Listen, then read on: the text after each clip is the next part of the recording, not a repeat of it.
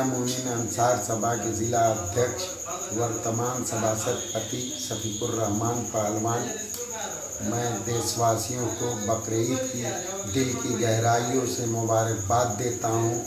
और ये महामारी में आप घर में रहिए, सुरक्षित रहिए, मिलजुल के त्यौहार मनाएं, अमन शांति से रहें।